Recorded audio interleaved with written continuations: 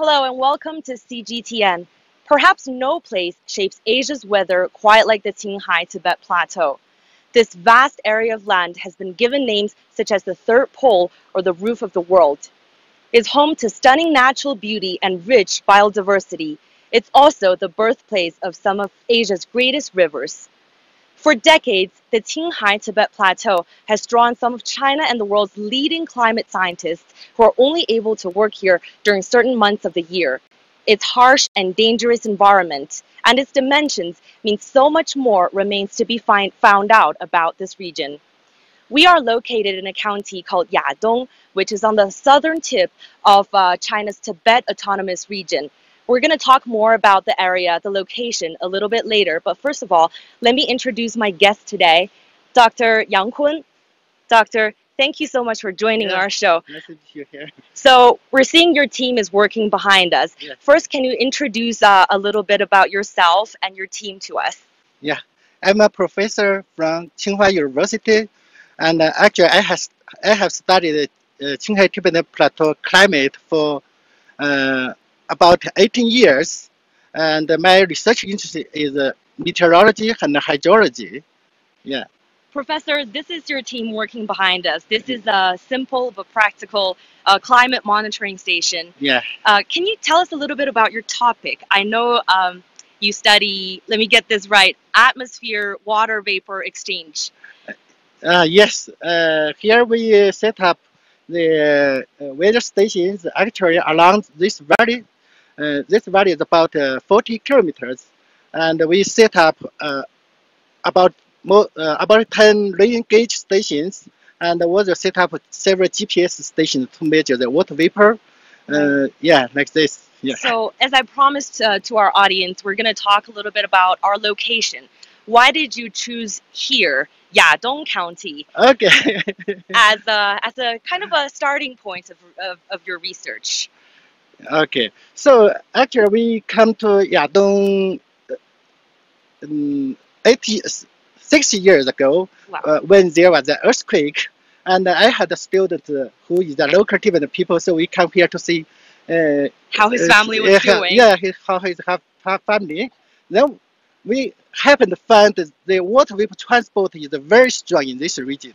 Right. So that is the actual start point. We come here to set up station to monitor the water vapor and also how the rainfall change along the elevations. Yeah. Right. So Yadong County, like I said before, is actually located on the southern tip of China's Tibet Autonomous Region, on the border with India and Bhutan. Bhutan and China. Right. Yeah. And that mountain range behind us, everyone should be able to recognize the name, is the Himalayas mountain range. Yeah. So basically, Dr. Young's study is about finding out whether the clouds can actually cross the high Himalayas mountain range. Yes, we select this valley. Actually, the basically is we try to understand how the water vapor and cloud move through the valley to the Tibetan Plateau, and also how the cloud cross mountains. Because the rainfall in the South Tibetan Plateau,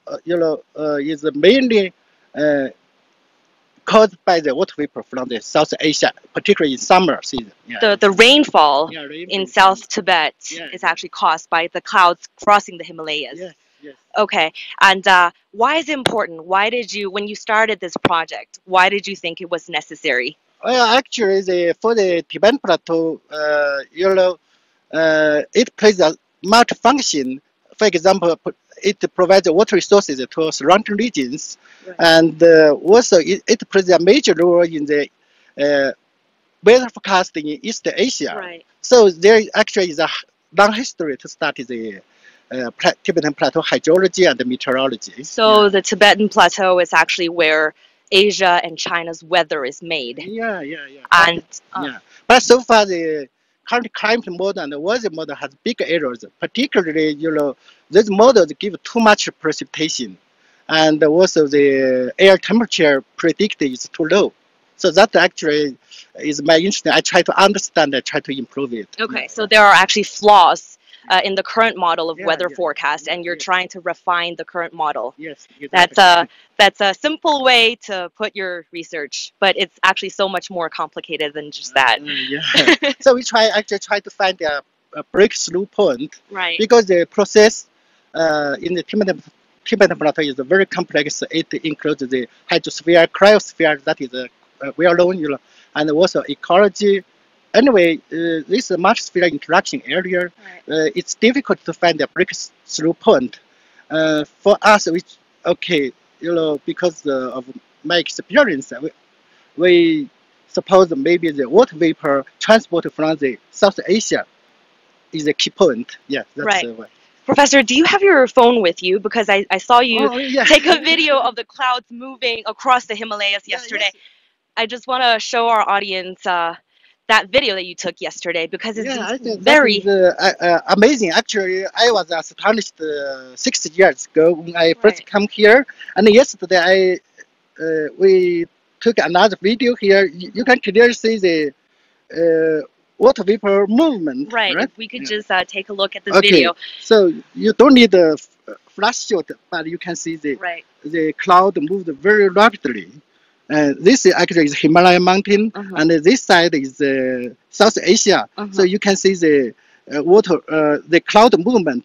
Of course, this also means the water vapor movement. Right. From the South Asia across the Himalaya to the South Tibetan Plateau. Right, and this is not a time lapse. This is real-time video that you can see with your naked eyes, the clouds moving across the mountains. Wow, So astonishing. really astonishing. Right, right.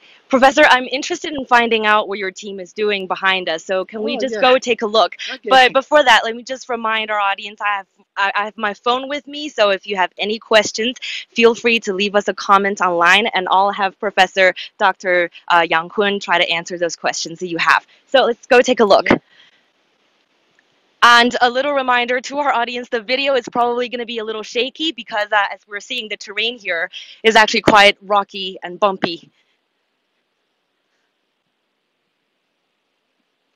This time we had a joint team, right? And the team members from Qinghai University and the Institute of Tibetan Plateau Research, Chinese Academy of Science, and also from Sichuan University. Right. Yes. So our team is make maintenance to the weather station. Right. So these are mainly your students. Yeah. Okay. And some actually my former students, but now they are working at the Institute of Tibetan Plateau Research. Right. And some new students, and some students from Qinghai University. So they work together, and latterly, boys come here, but I have several girls. Right. Here, yeah, they are quite brave. I was talking about them, talking with them yesterday, and they were telling me that your team has the most girls, because this is a dangerous environment, and girls typically don't choose this as a career, right? I'm quite encouraged by their work. They work very focused on their topics, and was with very good expertise. After 1 or 2 years training, they can work really very well. Right. Yeah. It's probably also because you trained them well. Yeah. But what are they doing here? It looks like they're doing some fixing work instead of scientific research. As because this is in the valley, the wind is very strong in the afternoon. So this tells our instrument. So they are trying to make it horizontal and anyway fix it. Because of the wind and the harsh climate here, yeah, exactly. The equipment gets destroyed very easily, I suppose. Very easily. Even the lock. The lock was every year we have to change it because it will not work for a long time. Right. The environment is really very harsh. Right. Right. Yeah, relatively this area is good compared to other plateau area. And how often do you come here? Actually, our target is to monitor, the climate variation in summer, because in most of the Tibetan Plateau area, the summer precipitation occupies about 80%. So that is really big. So we can hear in general in May to make a maintenance, and the second time is now. So we October, so we come here to make a maintenance again and download the data. Right. Yeah. So about twice a year. Twice a year. During the summertime. Before the summer and just after the summer, Right. so we can get a complete record of data for summer. Yeah.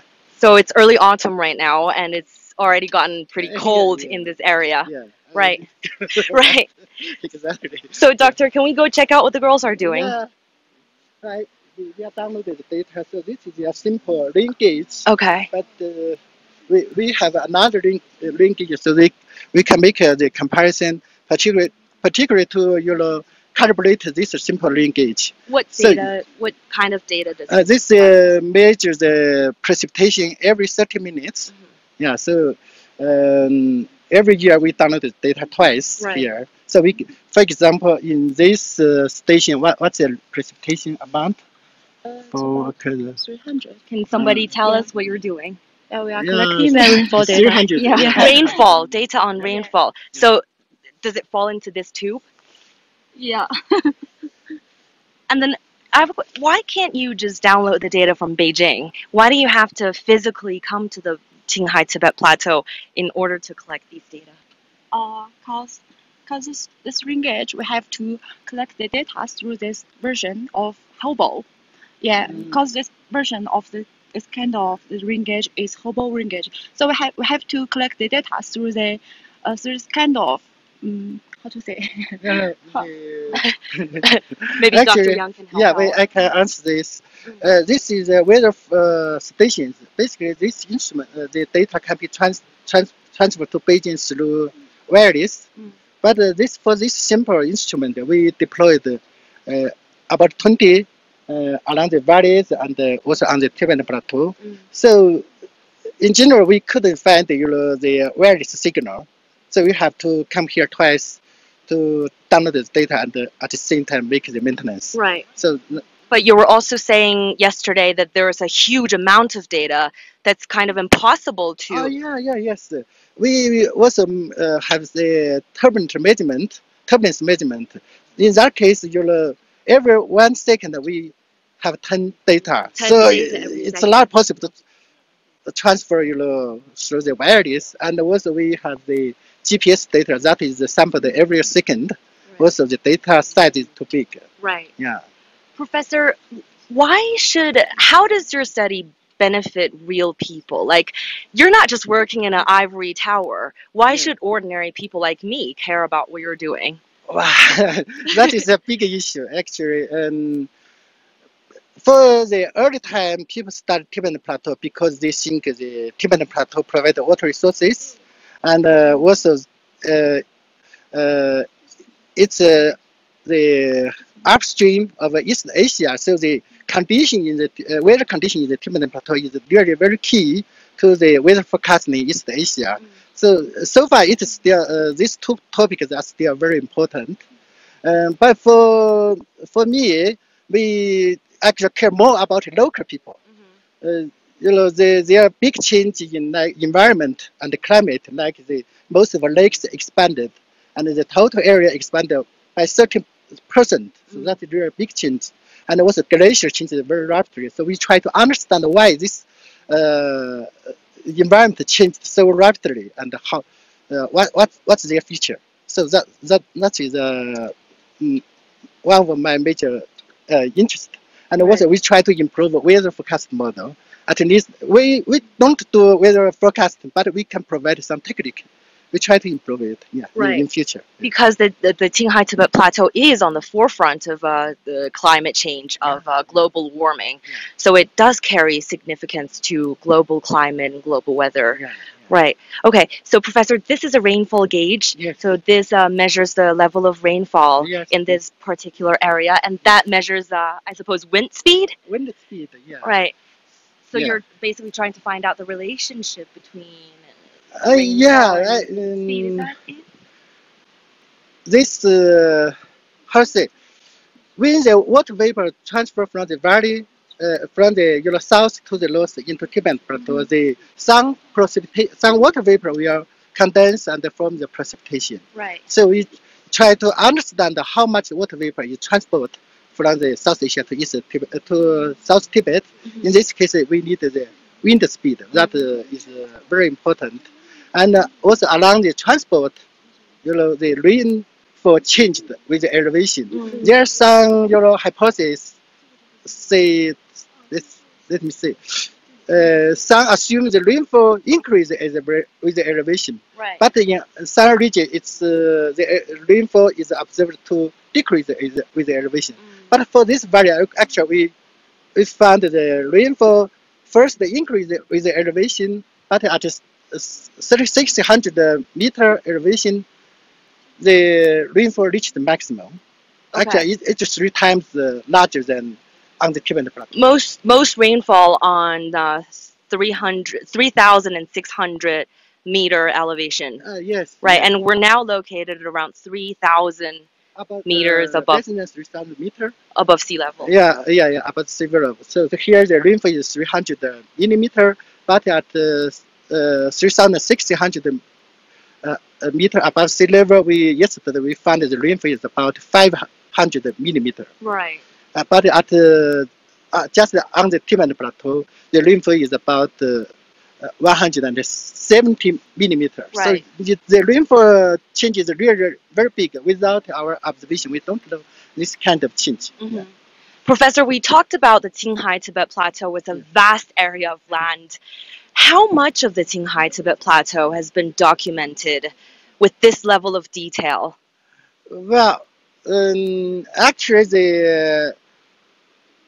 there are not so many. And in China, there are many institutes which established stations in the Tibetan Plateau, but it's very difficult to have a long-term monitoring. Because of the harsh condition, very harsh condition. So in our case, we have our very specific scientific issues. So we set up this profile of water cycle component measurement, and also on the Tibetan Plateau, the weather station, the number of weather stations is really very small compared to other areas of China.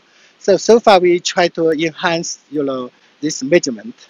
So right. I think 2 days, in 2 days, we will go to the inner part of the Tibetan Plateau to set up more rain gauges. Right. Yeah. And talk about the importance, the significance of the plateau. Yeah. We talked about it's dubbed the world's 3rd pole. It's called the roof of the world. It's called Asia's water tower. It's called the Earth's lung. How much do we really know about the plateau? I have actually worked here for 18 years, right. But still I think we know little.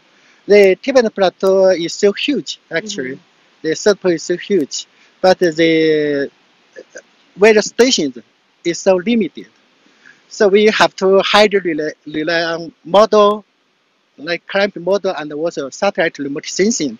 But the issue is, without ground truth or ground monitoring, we can't assure the accuracy of satellite remote sensing, and we do not know the accuracy of the climate modeling. Right. Even we have this kind of monitoring, ground measurement, but this is invalid. We do not know how much precipitation is on the mountains. Right. So this is changing very rapidly. So far, there is a big issue, the imbalance of water cycle. That means in some mountain area, we see more runoff, the river discharge, than rainfall. So that's definitely because the so-called rainfall is constructed for limited stations that cannot represent the case in such complex regions. Right. So you're saying long-term research is needed in order to have a better understanding of right. In my case, I think at least we need 5 to 10 years to make a progress like that. And how many scientists can last that long? Actually, many people are interested in the studying Tibetan Plateau, but most of them give up after 2 or 3 years. As you see, yesterday we see some instrument or set up there, but Are left abandoned. Yeah, they are not Right. actually working. Right. But you can hardly blame them, though. It is very harsh, very dangerous environment again. Yeah, I hope. More people can, Yeah, more they, scientists can dedicate their, dedicate and more focused on their right, interesting. Yeah. right. Actually, in our case, we apply projects, but that basically our first priority is to consider our interest. Mm. Yeah. Right. So, Professor, I just want to talk to the girls for just a moment because it's hard even for the guys. So, how does it feel for you girls to be working so high above sea level under this kind of weather environment? It's very hard to breathe. Yeah. And sometimes feel how to say Headache. yeah. There's a girl who's standing over there. She's wearing red, so it's very easy to spot her. This is her first time coming to this area, right? And I heard when she got here the first night she fainted. Yeah. How did you do when you first came here? I feel better than her, but my no, yeah. My Lips are very lips dry. is it very dry and it becomes purple. Purple. Yeah. Right, because of a lack of oxygen. Yeah. Right. What about you? I'm much better than both of them. Yeah, cause sometimes they think I will be fall down or something like that. I will be burst into some tears. Right. But no, I feel much better for cause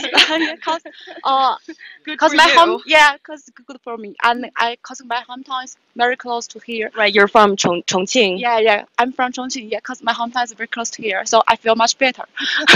But Chongqing is actually in a basin. So we are, like I said before, we're located around 3,000 meters above sea level, and this is one of the lower points. Right. Almost the lowest. Right, almost the lowest point, and the humidity here is actually quite good. And this is our first stop. We're going further, deeper into the Tibetan Plateau, crossing a no-man's zone, right, Professor Yang? Close to the Changtang no-man's zone. Yeah. Yeah. We have to go there in 2 days. I think in 2 days we Right. go to the Shangfu County. That is perhaps the last county named by the government. Yeah. Right, and that's So gonna the elevation is about 5,000 meters. right. That's gonna be 5,000 meters, so a lot to expect. And thank you, girls, for joining us. And Professor Yang, I just have one more last question before we stop this streaming. China is starting its second Qinghai-Tibet Plateau Yes. scientific expedition. That's the second one in 4 decades almost. Yeah. After 4 decades, the second expedition started. Right. From last year. Yes, actually last year my team joined the second expedition, and our team started from exactly the central area of the Tibetan Plateau, the Serincho Lake, and we deployed 22 rain gauges from the Serincho to Ani. Ani is the most west area of Tibetan Plateau. Right. Yeah, so. And the second expedition, the first one actually took place in the 70s. Yeah. And the key word for that one is discovery, because that's pretty much the first time that humans are able to explore this plateau on a large scale.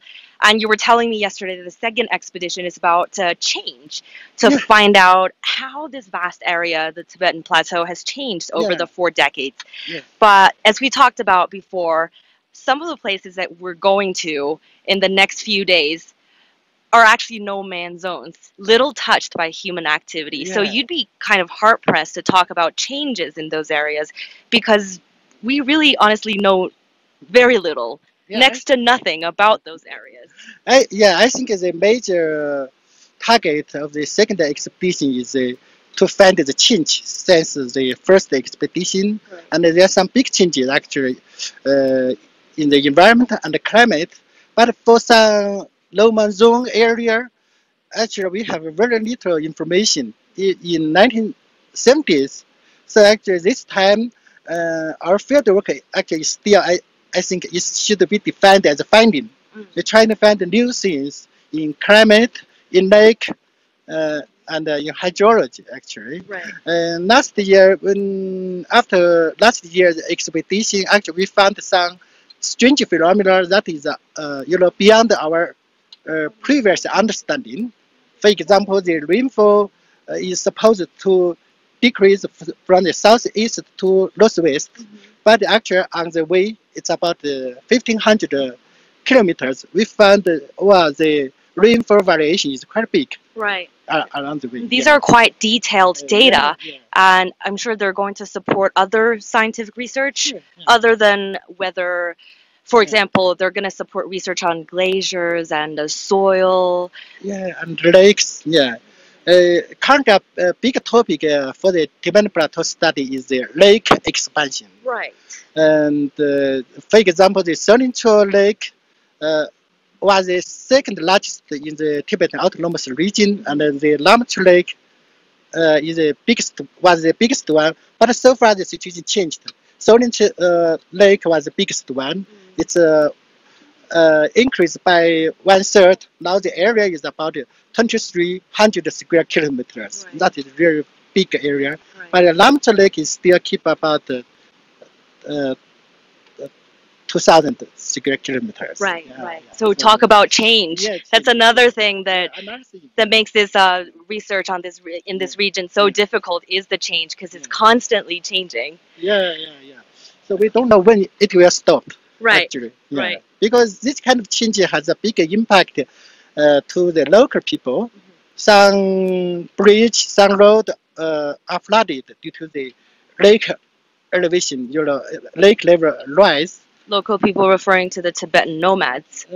But there's some how to say, people moved here for their ships in summer. Right. So in winter they moved to another location. So the Tibetan nomads, because some temporary residents. right. So, some of the areas on the Tibetan Plateau is only sparsely populated by those Tibetan nomads that we talked about. So, Dr. Yang, thank you so much for joining us, and good luck with your research. I hope we can follow you to more places along the way. And if there is signal, which a lot of places on the plateau don't have, but if there is signal, we're definitely going to bring you the latest with Professor Yang's team. Thanks for watching. Yes, thank you very much, and welcome everyone to Tibetan Plateau. Thank you. Thank you very much.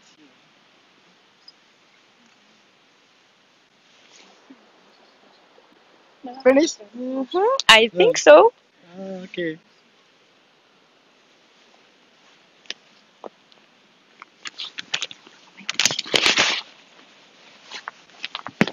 北京。 It's hard, but low pace. Low paying. Low pace. 北京。稍微等，再坚持一下。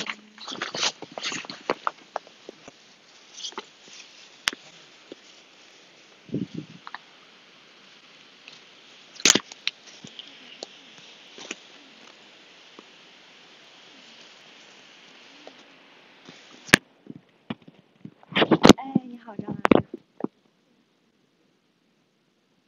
没有了，结束了，可以切走了。喂。